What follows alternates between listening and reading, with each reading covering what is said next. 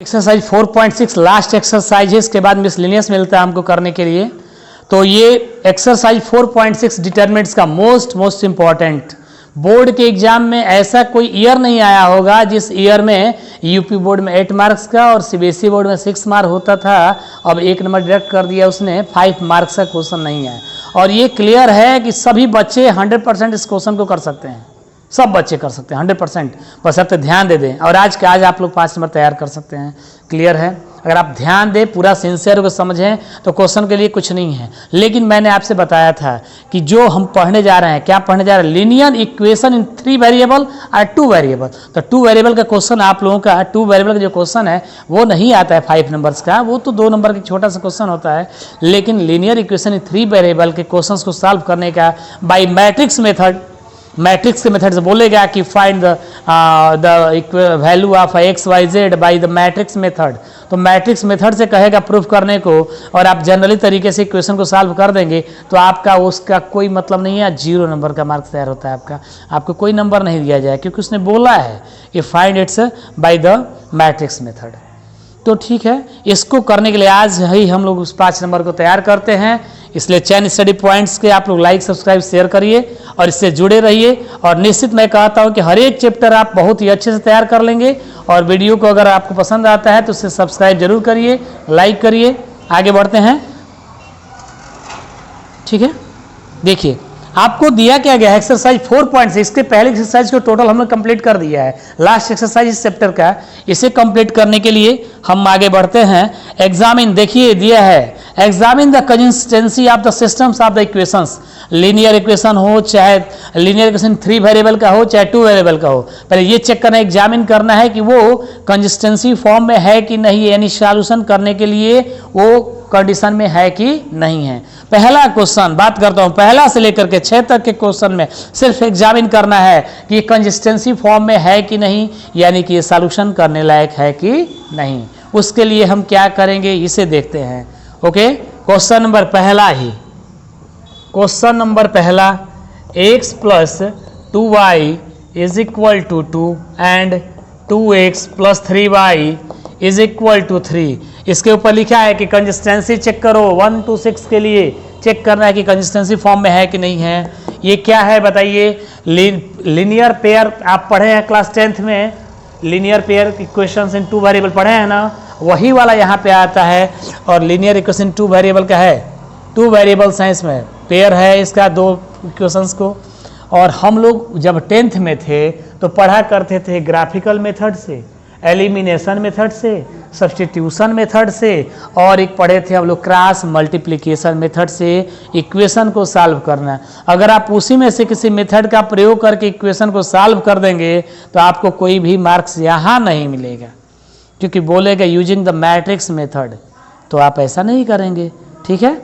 अब देखिए, इसको सॉल्व करने से पहले चेक करना है कि कंसिस्टेंसी फॉर्म में है कि नहीं है। वहां होता था a1/a2 equal to b1/b2 equal to c1/c2, 2 linear equations होते थे। तो a1/a2 equal to b1/b2 equal to c1/c2, तो इक्वेशंस आर, लाइंस आर भी क्या होती थी, lines are coincident and infinite solutions, lines are coincident and infinite solution. Class 10th की बात हो रही थी। अगर a1/a2 equal to b1/b2 not equal to c1/c2, तो lines are be parallel and no solution. Lines are be parallel, coincident समझते हो ना, कहीं पे एक लाइन हो जाएगी, कोइंसिडेंट लाइंस हैं, और ये पैरेलल लाइन है दोनों, और इंटरसेक्टिंग लाइन है ये। तो इंटरसेक्टिंग के लिए कंडीशन बनता है, देखिए, तो ये 3 कंडीशन थे सॉल्व करने के लिए। तो अगर a1/a2 not equal to b1/b2, तो आप कहते थे कि lines are be intersecting lines, और हम लोग निकालेंगे तो ओनली 1 सॉल्यूशन आएगा, दोनों क्रॉस करेंगे तो एक सॉल्यूशन मिलेगा। यहाँ हमें चेक करना है कि कंसिस्टेंसी फॉर्म में है कि नहीं है, तो उन सब मेथड का कोई प्रयोग नहीं करेंगे, हम अपना तरीका अपनाएंगे।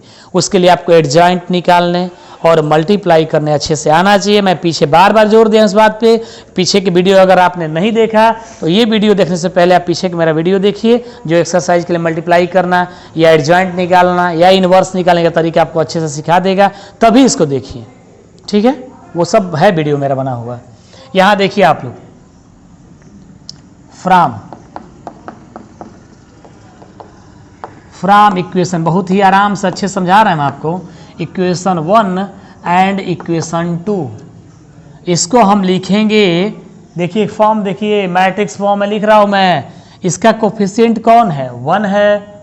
ध्यान से देखिए अनूप जी, देखिए यहाँ पे 1 2 2 3 बन गया, 1 2 2 3।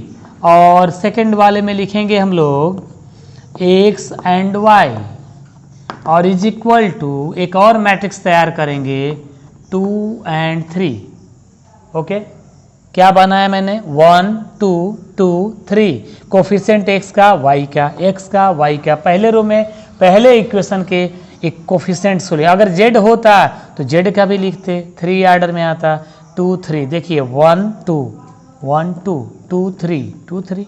और एक्स वाई को एक नया वाला मैट्रिक्स और कांस्टेंट को एक नया मैट्रिक्स उधर लेके जाने के बाद हो गया।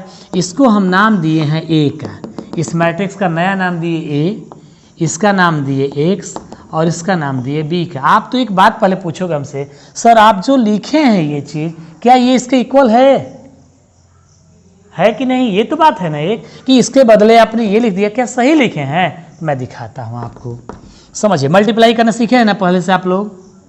मल्टीप्लाई करने के ही ना रूल है, पहले में पहले से, तो एक्स पहले में पहले से, दूसरे में दूसरे से, और एक एलिमेंट तैयार हो गया ऐसे। फिर ऐसे ही करेंगे सेकंड के लिए, तो यहाँ पे 2x + 3। बहुत डीपली नहीं जाऊँगा मैं, आपको बताया जा चुका है। ये हो गया x + 2y, 2x + 3y और इक्वल टू कितना? 2 और 3। और आप पढ़े हैं कि दो मैट्रिक्स अगर ये 1 × 1 ऑर्डर का है, ये क्या है? 2 रो है, एक कॉलम, इसमें भी 2 रो है और एक कॉलम है, तो इक्वेट होगा कि नहीं होगा? दोनों इक्वेट होगा। तो x + 2y = 2 और 2x + 3y = 3। और देखिए तो आपका इक्वेशन वही है कि नहीं है?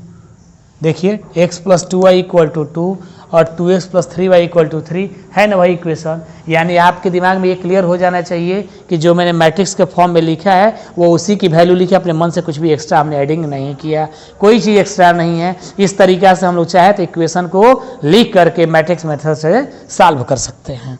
पूरी एक एक बात को मैं पॉइंटली आपको क्लियर करा रहा हूँ।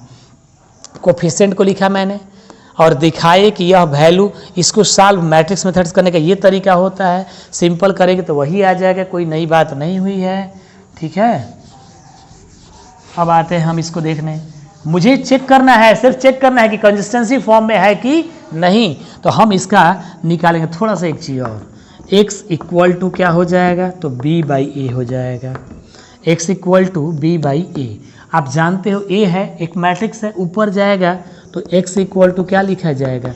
a इनवर्स × b हो जाएगा। इसी की सहायता, तो आप देख रहे हो ये क्या लिखे हैं? a inverse. तो जिसको इसका इनवर्स निकालने आएगा वही ना करेगा, तो इनवर्स अच्छे से आपको आना चाहिए था। और इनवर्स आने के लिए आपको कोफैक्टर्स निकालने अच्छे से आना चाहिए, यानी एडजॉइंट अच्छे से निकालने आना चाहिए। इसीलिए मैं बार बार कह रहा हूँ, अगर आपको एग्जाम में 5 नंबर अपना कंट्रोल में लेना है तो आप एडजॉइंट मल्टीप्लिकेशन करना अच्छे से आपको आना चाहिए। वो अगर आता है तो आपको आ जाएगा। ठीक, ये चीज़ होता है। अच्छी बात है भाई, मुझे ये निकालना पड़ेगा, लेकिन हमको तो सिर्फ कंसिस्टेंसी चेक करना है। इसके लिए हम डिटरमिनेंट्स निकालेंगे। इसका ए का क्या निकालेंगे? डिटरमिनेंट्स। कंसिस्टेंसी चेक करने के लिए निकालिए इसको। डिटरमिनेंट्स फॉर्म में लिखिए 1 2 2 3। सॉल्यूशन करिए तो 3 ऐसे हुआ और -2 2 × 4 = कितना आ गया? -1, जो नॉट इक्वल टू 0। 0 नहीं ना आया, 0 नहीं आया तो हम कहेंगे so equations are in consistency form में। किस फॉर्म में है? कंसिस्टेंसी फॉर्म में है। ये सब किस फॉर्म में है? कंसिस्टेंट फॉर्म में है। कंसिस्टेंट है, सॉल्यूशन करने लायक है। ये सॉल्यूशन करने लायक है। चेक करा दिया हमने। इस तरह ही सिर्फ चेक करना था कि कंसिस्टेंट फॉर्म में है कि नहीं। अगर नॉट इक्वल टू 0 आएगा तो कंसिस्टेंट, पॉजिटिव हो चाहे निगेटिव हो, कंसिस्टेंट है। अगर नहीं है तो कंसिस्टेंट नहीं है। तो सिर्फ इतना ही चेक करना था। अगर आपके मन में होता कि सर इसको आगे बढ़ा के आप क्वेश्चन सॉल्व करिए, तो आपके 7 नंबर क्वेश्चन से इस टाइप के क्वेश्चंस मिलेंगे, वहाँ से मैं आपको कराता हूँ। जितना क्वेश्चन है पूछा एनसीईआरटी में उतना ही करा के रुक जाता हूँ। एक क्वेश्चन और लेता हूँ मैं आपका इसका कंसिस्टेंट चेक करने वाला। देखिए सेकंड वही है, थर्ड वही है, 4th 5th 6th में सिर्फ चेक करना है। मैं आपको 6 बताता हूँ, वो देख लीजिए आप लोग। सिर्फ चेक करना है मुझे कि कंसिस्टेंसी फॉर्म में है कि नहीं। क्वेश्चन नंबर 6 है आपका 5x minus Y plus 4z is equal to 5। Next 2x plus 3y plus 5z is equal to 2 and 5x minus 2y plus 6z equal to -1। Check करना है कि ये कंसिस्टेंट फॉर्म में है कि नहीं है। बनाइए, ये इक्वेशन 1 है, 2 है एंड 3 है। अगर आप फॉर कंसिस्टेंसी के लिए हम अब शॉर्टकट कर रहे हैं समझाने के लिए। फॉर कंसिस्टेंसी के लिए क्या करेंगे हम लोग डिटरमिनेंट से निकालेंगे। डिटरमिनेंट्स मतलब कौन, 5 -1 4 2 3 5 और 5 -2 एंड 6, इसको सॉल्व कर देंगे। 5 देख रहे हैं आप, 5 -1 4, यही तो समझना आपको। कोफिशिएंट पहले वाले के 5 -1 4 2 3 5 2 3 5 5 -2 और 6, यहाँ कहीं भी थोड़ी भी गलती नहीं होनी चाहिए आप सबसे, ठीक है। सॉल्यूशन करना है डिटरमिनेंट्स को, ये क्लोज कर देंगे हम लोग। तो 3 6 जा 18 और माइनस फार्मूले में होता है और ये -10 आ गया तो माइनस में क्या हो जाएगा +10। और नेक्स्ट वाले के लिए फार्मूले में माइनस होता है और ये -1 है तो माइनस में क्या हो जाएगा +1। इसको क्लोज किए। फिर मैं कहूँगा कि अगर ये भी आपको नहीं सॉल्यूशन करने आता है फिर मेरे डिटरमिनेंट्स के पहले एक्सरसाइज को जाकर देखिए वीडियो। यानी आप अगर पीछे की चीज़ों को नहीं क्लियर किए हो और आप चाहोगे कि मुझे आज का आज फिर से 5 नंबर ही मुझे ले लेना है और आज वाला ही एक्सरसाइज पढ़ के मैं सीख लूँ, तो आपको ऐसा लगता है कि मैथ्स ऐसा कराएगा आपके साथ? नहीं कराएगा। ये बाजार का सामान तो है ही नहीं। जिस बाजार में गए, आज मेरे पास 500 रुपया है तो चलो आज दूसरा ही सामान खरीद लेते हैं, कल वाला सामान जो है 2000 रुपये में जाके बड़ा वाला खरीद लेंगे कल जा करके, और ये आज छोटा वाला ही खरीद लेते हैं कल बड़ा वाला खरीद लेते हैं। ऐसा कुछ नहीं है, ये मैथ्स है। मैथ्स के साथ जोड़ने के लिए हर एक पीछे की क्वालिटी को जानना पड़ेगा तो ही आप आगे जाओगे, और उसको आगे जाने के लिए आप सिस्टम से आना पड़ेगा। और यही मैथ सिस्टम सिखाता है, आपके अंदर से एक क्षमता पैदा करता है, पावर बढ़ाता है आप सबकी। तो आप बैक से ही लौट के आना पड़ेगा, ठीक है। तो इसलिए आप सब ये समझिए कि अगर हमको सिस्टम से पढ़ाई करनी है तो सिस्टम से ही आना पड़ेगा आगे की तरफ में। और मैं इसलिए आज जोर दे रहा हूँ कि आप आज ही 5 नंबर अपना तैयार कर रहे हो, और ये 5 नंबर तैयार करने के लिए आपको क्या करना चाहिए, ये आपको बहुत सिंसियर होकर समझना चाहिए। मोस्ट इंपॉर्टेंट चीज़ है, क्योंकि 5 नंबर एग्जाम में लेने के लिए कितनी बड़ी कठिनाई का सामना करना पड़ता है, और आप इजीली इसे ले लेंगे, ठीक है। चलिए भैया सॉल्यूशन करता हूँ मैं, डिटरमिनेंट्स को सॉल्यूशन करता हूँ। ये क्लोज है, फिर ये क्लोज हुआ तो 2 छक्का 12 2 4 6 जा और 5 जा 25।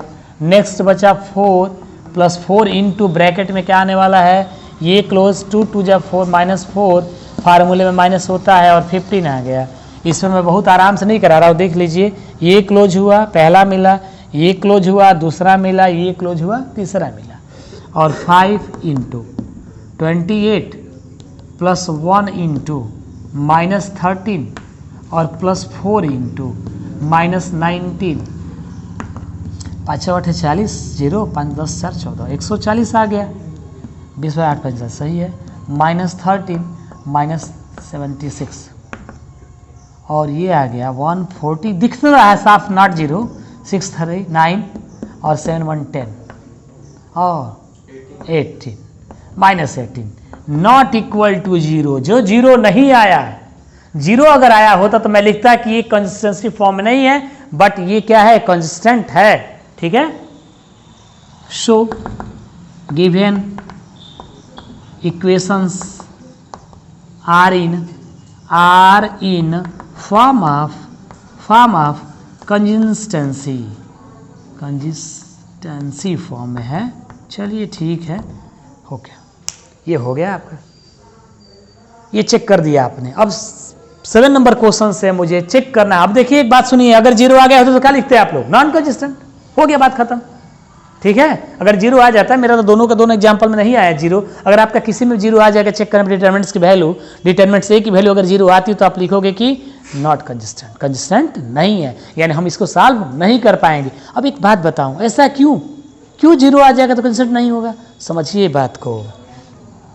यहां देखिए थोड़ा सा, ए इनवर्स भी है ना, बताइए मुझे कि ए इनवर्स कैसे निकालते हो आप लोग? ए इनवर्स का फार्मूला क्या होता है, adjoint of A upon determinants of A. अब बताइए कि इन्वर्स का बी से मल्टीप्लाई करना है ना, डिटर्मिनेंट्स निकालना, पहले मुझे एडजॉइंट इन्वर्स निकालना पड़ेगा। इन्वर्स की वैल्यू अगर 0 आ जाएगी, इस पूरे को क्या करेगा, अनडिफाइंड करेगा कि नहीं करेगा। तो ये अनडिफाइंड में बी से मल्टीप्लाई करके क्या लाएंगे, अनडिफाइंड, इसलिए सॉल्व नहीं होता है। कोई पूछे कि ऐसा क्यों, तो आप बताओ कि सर एडजॉइंट की वैल्यू निकालना पड़ेगा, मुझे इन्वर्स निकालना पड़ेगा। इन्वर्स निकालने के लिए फार्मूला होता है adjoint A by determinants. Okay, note down.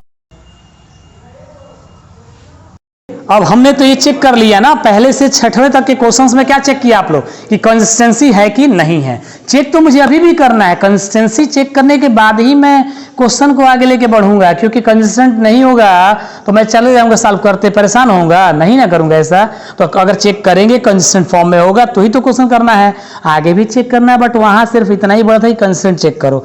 7 से बोला है solve system of the linear equation, आगे बढ़ाया यूजिंग मैट्रिक्स मेथड। तो जब आपको एग्जाम में मिलेगा तो वो लिखेगा यूजिंग द मैट्रिक्स मेथड। जैसे आप डिटर्मिनेंट्स का जब क्वेश्चन करने जा रहे तो आपको बोला था using the property of determinants, तो प्रूफ करो, ठीक है। तो जहां जिस बात को बोलेगा उसके अनुसार करेंगे तो ही नंबर मिलता है आप सबको। क्वेश्चन नंबर 7 है आपका, क्या दिया गया है, 5x + 2y is equal to 4 और 7x + 3y is equal to 5। Solve करना है इन सबको। देखिए बहुत थोड़ी सी रफ्तार बढ़ाते हैं हम। फ्रॉम इक्वेशन 1 and 2 हम लोग क्या करेंगे, इसको अच्छे फॉर्म में देंगे। 5 2 7 3 is equal to X Y into X Y is equal to 4 and 5। इसमें कोई कंफ्यूजन किसी को नहीं होना चाहिए। मैंने इसके कोफिशिएंट को लिख दिया 5 2 7 3 और ये। अब आप क्या करेंगे, इसको क्या माने हैं a, इसको x, इसको क्या माने हैं b, तो that simply x equal to होता क्या है a इनवर्स b। ठीक है, अब आप क्या निकालेंगे, पहला आपका ध्यान होना चाहिए कि हम क्या निकालें, ये कंसिस्टेंसी के लिए चेक करेंगे हम।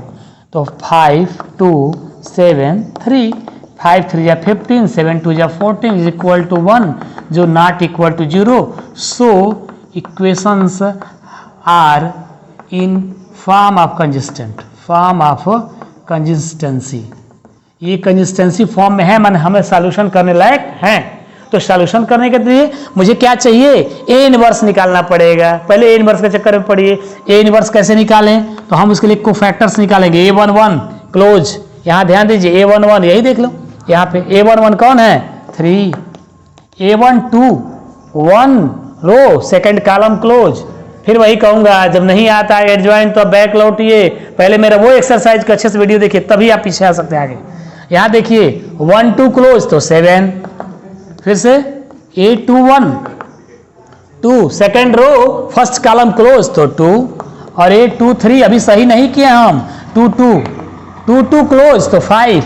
बट अभी साइन चेंज करना है ना मुझे कोफैक्टर्स निकालने में। ये तो माइनर्स निकाले हैं, जो निकाले वो क्या निकला है, ओनली माइनस निकला है। 1 1 1 2 2 1 2 2। ठीक है, ये क्या निकला है, माइनर्स छोटे छोटे टुकड़े। अब क्या निकालेंगे, कोफैक्टर्स के लिए लिखे तो है, कोफैक्टर के लिए तो साइन चेंज करना पड़े। देखिए ये 1 1 क्या हुआ 2, तो पॉजिटिव नंबर देगा। 1 1 2 इवन आ गया तो प्लस में, और ऐड आ गया तो पहले से प्लस है तो प्लस में, और ये 1 2 ऑड नंबर तो निगेटिव, और यहाँ पे 2 1 निगेटिव और 2 2 पॉजिटिव हो गया। अब क्या निकालेंगे आप सब, एडजॉइंट ए। एडजॉइंट ए के लिए हम ट्रांसपोज भी कर देंगे। लिखने का तरीका ऐसे है, हम A11 लिख करके A12 यहाँ लिखते ना लिख करके हम ट्रांसपोज कर दे A12 A21 और A22। बोलिए A11 की वैल्यू 3 है, इसकी वैल्यू -7, ये -2 and 5। आपको एक बात याद होगा, मैं जब आपको एलिमेंट्री ट्रांसफॉर्मेशन मेथड बता रहा था तो चेक करने के लिए मैंने बताया था एलिमेंट्री ट्रांसफॉर्मेशन मेथड मैट्रिक्स में। याद करिए, बहुत ही इंपॉर्टेंट एक्सरसाइज थी वो भी, 3 into 3 आर्डर का। मैंने उसका 2 वीडियो बना के डाला है, उसको भी अच्छे से देखिए आप सब। एलिमेंट्री वो भी इंपॉर्टेंट है, एक क्वेश्चन ही फुल मार्क्स से आता है और बड़ी ही शानदार है वो चीज सीखना। सुनिए, एडजॉइंट निकालने का मैंने तरीका बताया था वहां पे आपको कि मेन डायगोनल के क्या करते हैं, प्लेस चेंज और सेकेंड डायगोनल का साइन चेंज कर देते हैं। किसके लिए? एडजॉइंट के लिए। ओनली एडजॉइंट के, इनवर्स नहीं कर रहा हूं मैं, एडजॉइंट के लिए मेन डायगोनल का प्लेस चेंज और सेकेंड डायगोनल का साइन चेंज। तो चेक करो तो मैं जो किया वही आया है कि नहीं। तो मेन डायगोनल 3 5 अपने में चेंज किए हैं, देख रहे हैं आप लोग, 5 और 3 है तो 3 5 बन गया। ये 2 और 7 है तो -2 -7 बन गया, एकदम आया तो है। और अब क्या करेंगे? इनवर्स निकालने के लिए इसमें डिटरमिनेंट से डिवाइड। इनवर्स निकालने के लिए इनवर्स का फार्मूला क्या होता है बताइए मुझे? A inverse is equal to होगा adjoint of A upon determinants of A. तो डिटरमिनेंट्स की वैल्यू आपने 1 निकाला है, ये 1/1 हो गया। और एडजॉइंट की वैल्यू निकाले आप लोग अभी 3 -2 एंड -7 5 -7 एंड 5, ये आ गया। अब क्या करेंगे? इनवर्स निकल गया, 1 में डिवाइड करने से कोई फर्क नहीं पड़ता, यानी A inverse equal to 3 -2 -7 and 5। हमें निकालना है क्या? x, और x निकालने के लिए x मतलब ये, क्योंकि x value y value find करनी है, ए इनवर्स में b से मल्टीप्लाई करना। सो अब निकालने चल रहे हैं A inverse into B. A inverse निकाले, अगर मान लो यहाँ पे सपोज करो यहाँ पे 3 आ गया होता तो आप 3 3 3 से सब में क्या करते? नहीं करते, हम नहीं करते डिवाइड। चुपचाप 3 को क्या करेंगे? बाहर ही छोड़ देंगे। 1 है तो कोई फर्क नहीं पड़ा, 3 होता तो अगर कटने लायक होगा तो करेंगे, अन्यथा अगर अपान में जाएगा ऐसा नंबर आएगा तो काहे को हम लफड़े में पड़ेंगे? ऐसा हम नहीं करेंगे, चुपचाप छोड़ देंगे, बाद में करेंगे, बताऊंगा मैं कब। 3 -2 -7 5 और b की वैल्यू क्या निकाल रहे हैं? 4 5 है b की वैल्यू। मैट्रिक्स है, ये भी एक मैट्रिक्स है b। 4 5 मल्टीप्लाई करो, कंफर्म है कि होगा मल्टीप्लाई, ऐसे चलता है। 3 चौका 12 और 5 2 जा 10, यानी मल्टीप्लाई भी अच्छे से आपको आना चाहिए। पहले में पहले से, दूसरे में दूसरे से, तीसरा होता है तीसरे से। ठीक है, पहला हो गया, इससे करिए। 7 4 जा -28, 5 5 जा 25। अब बताइए अगर पीछे के एक्सरसाइज आपको अच्छे से नहीं आ रहा है तो आप कैसे क्वेश्चन सॉल्व कर लेंगे? यानी पूरा चैप्टर अच्छे से आपको तैयार होना चाहिए ना। वही हाल है डिफरेंशिएशन, आगे जब हम पढ़ेंगे और 11th का डिफरेंशिएशन अच्छे से अगर नहीं आ रहा है तो 12th में आके उसको दिक्कत होगी कि नहीं होगी? कन्फर्म है। हर एक चीज़ ट्रिग्नोमेट्री अगर अच्छे से नहीं आता है बेसिकली आपको फार्मूले, तो आप लोग को 11th में जाके दिक्कत आती है, 12th में आके दिक्कत होती है। ठीक है, आपने जो ए इनवर्स बी बोला, ए इनवर्स बी का नया नाम क्या देंगे हम? x। ये क्या हो गया? x। और x का भी नाम कुछ और ही है। x माने किसको हैं हम? x किसको माने हैं? x y को। तो ये x है और ये y है। इज इक्वल टू, ये आ गया 2 और ये आ गया -3। So equating both, so x equal to 2 और y equal to -3। That's your answer. Check करना हो तो 2 और -3 उठा के यहाँ पुट कर लो। 2 यहाँ पुट करोगे तो 10 आएगा, -3 पुट करोगे तो -6 आएगा, और 10 में से 6 जाएगा तो 4 आएगा। यहाँ चेक करो 2 तो 4 2 जा 14 और 3 जा 9 और 14 में से 9 जाएगा तो 5 आएगा। बिल्कुल सही है। ये एग्जाम में आप लोग जब करके आएंगे तो वहीं का वहीं चेक भी कर लेंगे कि मैंने जो किया है मेरा क्वेश्चन का आंसर सही है कि नहीं। बट ये कितने आर्डर का है भैया? 2 × 2 आर्डर का कराए हैं, तो 2 × 2 आर्डर का 5 नंबर का क्वेश्चन नहीं आता है। आपको क्या करना है? 3 × 3 का जो एडजॉइंट बड़ी आराम से 2 × 2 आर्डर का कर लिए, हमको 9 एलिमेंट्स चेक करने पड़ेंगे ना, 9 एलिमेंट्स को निकालेंगे, वही मेन चीज़ है। आपको जिसको एडजॉइंट अच्छे से निकालने आता है वही इक्वेशन को सॉल्व करेगा, एग्जाम में पूरा नंबर लेगा। अन्यथा यहाँ एक गलती आपका आंसर गलत लाएगा, फिर कोई फायदा नहीं होगा, आपके नंबर 0 हो जाएंगे। नहीं, प्रोसेस सही रहेगा, नंबर 0 नहीं होता है, बट आपके पास में ये मान के चलो कि मेरा सब मेहनत बेकार चला गया। ठीक है, नोट डाउन। फिर मैं 3 × 3 आर्डर का कराता हूँ। एक क्वेश्चन ही बहुत है, अच्छे से समझना। हम तुरंत घुमाई घूम के 2 और 3 से मुझे करना है। इसे क्या करूं मैं? लिखा जाए 2 1 1। यहां देखो, ध्यान देना, इसका एलसीएम ले लिया हूं मैं, तो ये है, ये गलती से ना लिख देना। 2 -4 -2, ये देखो ये नहीं था इक्वेशन में, ये नहीं था, तो ये नहीं था, तो नहीं कर देखो ना, ये नहीं था मेरे पास सिर्फ था 3y माइनस 5z। क्वेश्चन देखिएगा आप लोग, 3y minus 5z equal to 9 है, तो x नहीं है तो मैंने अपने मन से क्या लिखा है 0 इंटू एक्स, कोई मान में अंतर नहीं आएगा, सिस्टम में सेट हो जाएगा। 0 3 माइनस 5 ये हो गया x y z is equal to, ध्यान दीजिएगा गलती हो सकती है आपसे, इसको नहीं देखना है, 1 3 एंड 9, मेरे से भी गलती हो सकती है, इसलिए थोड़ा ध्यान दीजिए आप लोग। क्या करेंगे हम इसको, बोलिए क्या करेंगे, 2 1 1 2 1 1। एक क्वेश्चन अच्छे से, बहुत अच्छे से देखना है, 10 का कोई मतलब नहीं, डिजिट्स का खेल है ये, तो आपको करने का तरीका सिस्टम से अगर आता है तो आपके 5 नंबर एग्जाम में बोर्ड के लिए फिक्स हो गए, और यूपी बोर्ड वालों के लिए 8 नंबर फिक्स हो जाते हैं। बहुत बड़ी बात है ये, बहुत बड़ी बात है क्वेश्चन से नंबर पाना। उस एक नंबर के लिए बच्चा फेल होता है, आपको पता होगा अच्छे से मैथ्स में। 2 1 1 सॉरी 2 माइनस 4 माइनस 2 सही लिखे हैं, और 0 3 माइनस 5 बिल्कुल सही, एक्स वाई जेड लिखे हैं, 1 3 एंड 9 इसका एलसीएम ले लिए थे ना, क्रॉस मल्टीप्लाई कर गए थे, ठीक है ओके। अब इसके बारे में ऊपर नजर नहीं देना आपको, नीचे देखना है। इसका नाम क्या दिया आपने, ए है, ये एक्स है और ये बी है, तो that's imply X equal to क्या आ गया, ए इनवर्स बी, जहां ए किसको माना है आपने, ए इक्वल टू 2 2 0 1। थोड़ा सा मैं यहां पे दूसरा काम कर देता हूं, पहले बताओ मुझे एक्स मतलब कौन है, एक्स है, वाई है, जेड है, बी कौन है, 1 3 एंड 9 है। अब ए कौन है उसको बताइए, यहां लिख देते हैं, डिटरमिनेंट से मान लूंगा मैं इसको, बोलिए ए कौन है, 2 2 0 है, 2 2 0 1 minus 4 and 3 1 minus 2 and minus 5, ये ए है। देखिए 2 2 0 1 माइनस 4 3 1 माइनस 2 एंड माइनस 5।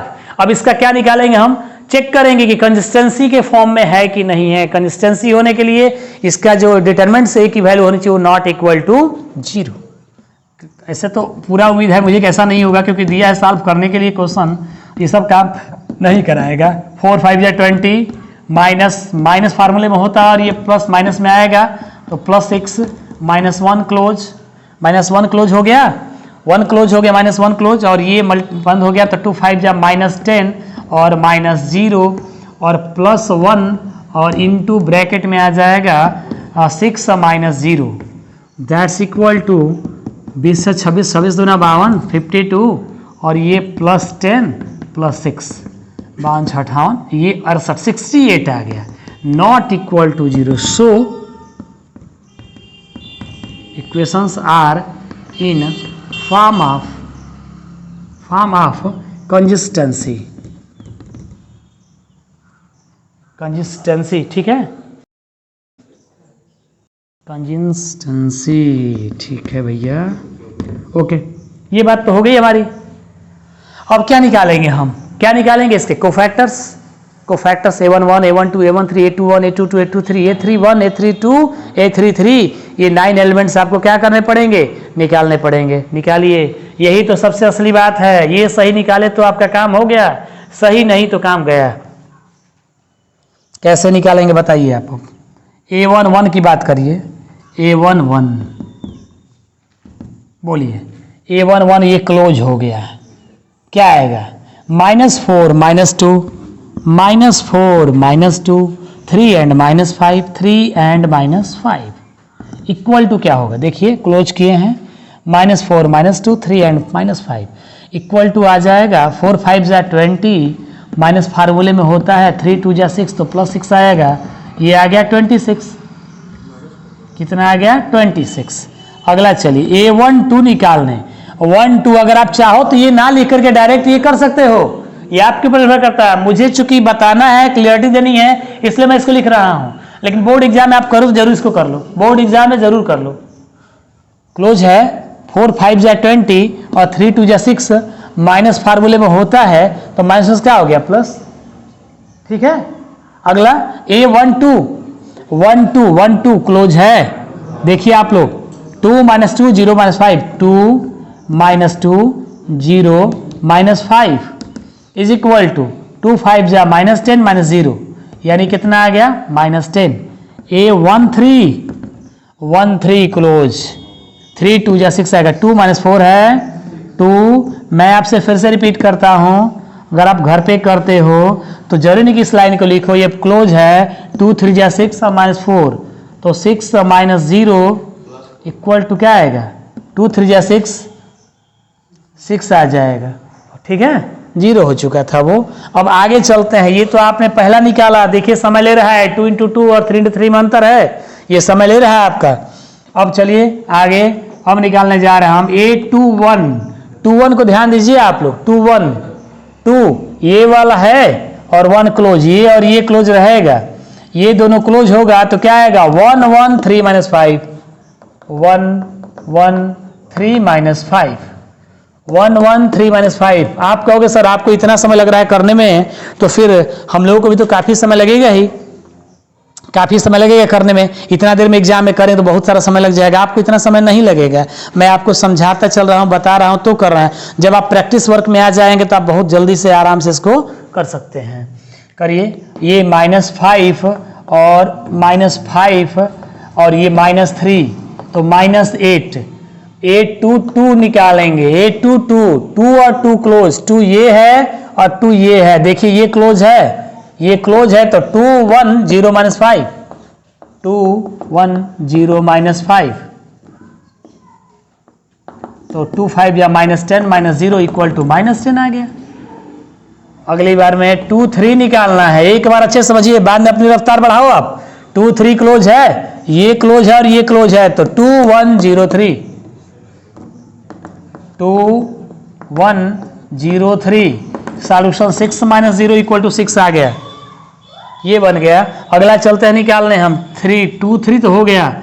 अब 3 1 की बात करो, थर्ड वाला काला रो चल रहा है करने, थर्ड वाला नंबर लेना है तो थोड़ा तो कष्ट करना पड़ेगा। 1 1 4 - 2 1 1 4 - 2 तो -2 -4 -6 A32 आप खुद ही तेजी में आ जाओगे करते हुए 3 2 ये क्लोज है 2 1 2 - 2 2 1 2 -2 बन जाएगा -4 -2 इक्वल टू -6 -4 -2 -6 A33 3 3 क्लोज है 2 1 2 -4 2 1 2 -4 इज इक्वल, मैं फिर से रिपीट कर रहा हूं, अगर आप चाहो तो घर पे कर दीजिए, जरूरी नहीं लिखना है।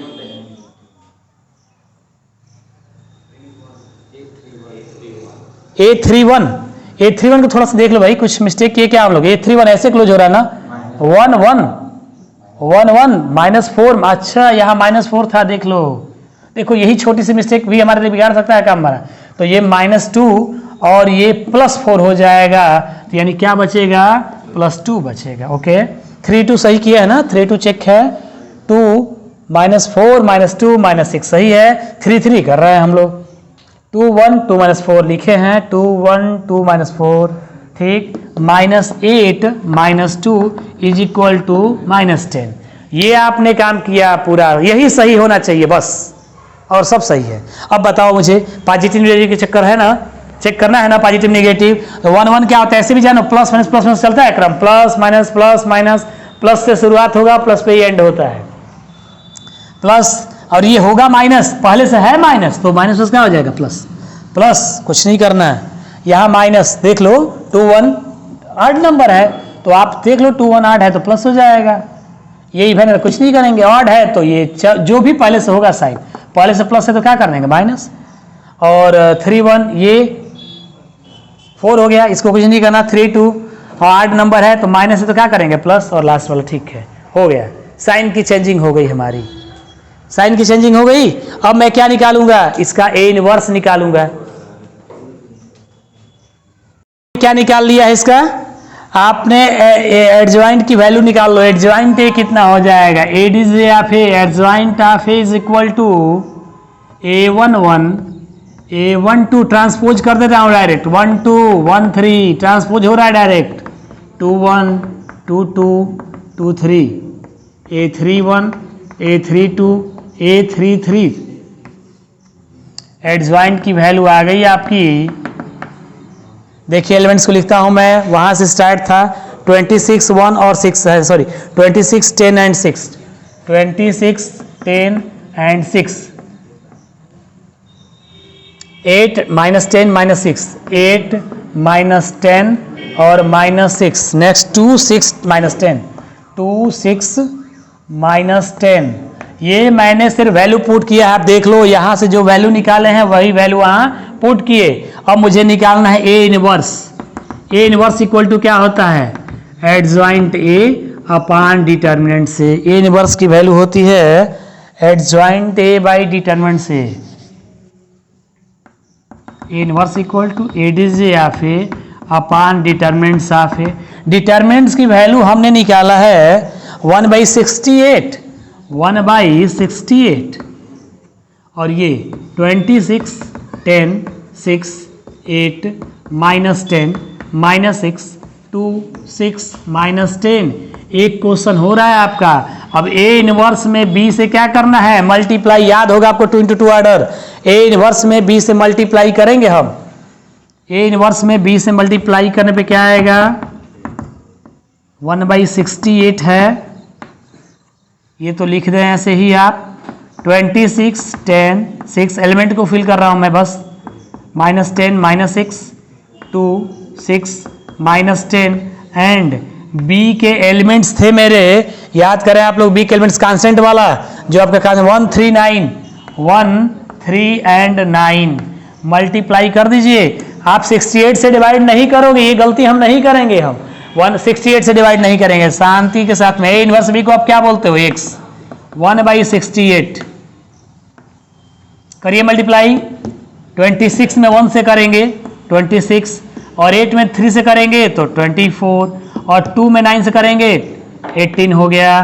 पहले से ऐसे चलता है, ऐसे पहला से सेकंड में, सेकंड से थर्ड में, थर्ड से। ये 10 1 जा 10, और -10 3 जा -30, और 6 से 6 9 जा 54, 6 1 जा 6, -6 3 जा 18, चलिए प्लस लिख के -18, और यहाँ माइनस प्लस लिख के -10 9 जा 90, -90 आ गया। और जो x लिखे हैं उस x का नाम क्या है, XYZ। ये कैपिटल सिंबल दिए थे, ये किसका नाम है, XYZ। अब बताइए मुझे आप लोग इसको ऐड करने पे कितना आ रहा है, थोड़ा देख लीजिए तो। ऐड करने पे कितना आ रहा है इसे, 1/68 तो है आपके पास, इसको ऐड करेंगे तो कितना आएगा, 20 20 40 50 60, कितना आ रहा है, 68 आ गया। पहला वाला 68 आ गया, सेकेंड वाला ये आ जाएगा 24 34, और लास्ट वाला 108 हो जाएगा। 108 में 6 जाएगा तो 10 6 3 18 6 6 का 104 होगा क्या, 108 में से 6 जा 102, -102। अब आप लोग 68 से समय क्या करेंगे, डिवाइड कर देंगे, तो क्या आएगा बता दीजिए मुझे। ये 1 आएगा, ये 1/2 आ जाएगा, और ये आ जाएगा -3। मुझे लग रहा है कि ये 3 टाइम में और ये 2 टाइम में कटेगा, 34 से बिल्कुल, -3 और /2। थोड़ी सी परेशानी रही है मुझे जगह के लिए। x की वैल्यू देखिए, 68 में 68 से डिवाइड करेंगे 1 आएगा, 34 में 68 से डिवाइड करेंगे 1/2, -102 में 68 से डिवाइड करेंगे तो -3/2। यानी कि आंसर मेरा यहाँ देख लो आप लोग, x की वैल्यू कितनी आ गई, x की वैल्यू 1, x की वैल्यू 1, y की वैल्यू 1/2, और z की वैल्यू -3/2। ये आपका कंप्लीट क्वेश्चन हो जाता है इक्वेशन सॉल्व करने का, जो 5 मार्क्स या 8 मार्क्स देते हैं आपको एग्जाम में। ओके, ठीक है, नोट डाउन।